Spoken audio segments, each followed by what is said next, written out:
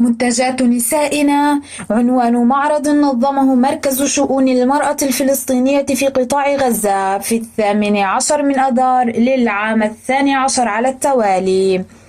المعرض ضم إبداعات ولمسات لأياد فلسطينية أبت أن تشق طريق الأمل رغم المعاناة والحصار.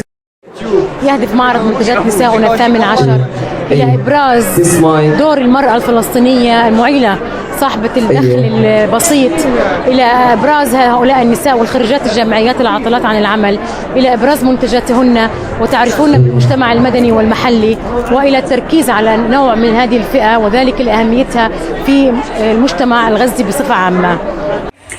المعرض شاركت فيه أكثر من 60 امرأة فلسطينية من مختلف المؤسسات النسوية في القطاع، جسدن من خلال منتجاتهن القدرة على الصمود ومكافحة الاحتلال لإحياء تراثهم المسلوب ومكافحة ظروف الحياة الصعبة على الفلسطينيين. بلشت التطريز عن موهبة، التطريز بدخل يعني بيعطيني استقلالية، بحس بكينونتي، بدخل غير هيك انه بناحية التراث الفلسطيني اللي من اول وجديد، بس انه بلمسة جديدة، تجديد جديد. بحاول المطرزات والمشغولات اليدوية والتراثية والمأكولات الشعبية جميعهن إبداعات للمرأة الفلسطينية. هذه المنتجات دليل انتصار إرادة الحياة رغم كل المعيقات التي يضربها العدوان الصهيوني على الفلسطينيين. النساء أو المرأة الغزية هي في المحصلة هي من تستفيد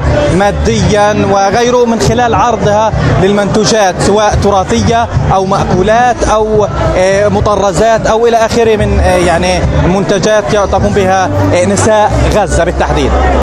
من محافظة غزة غرب فلسطين، زهراء الحسني، نيوز روم.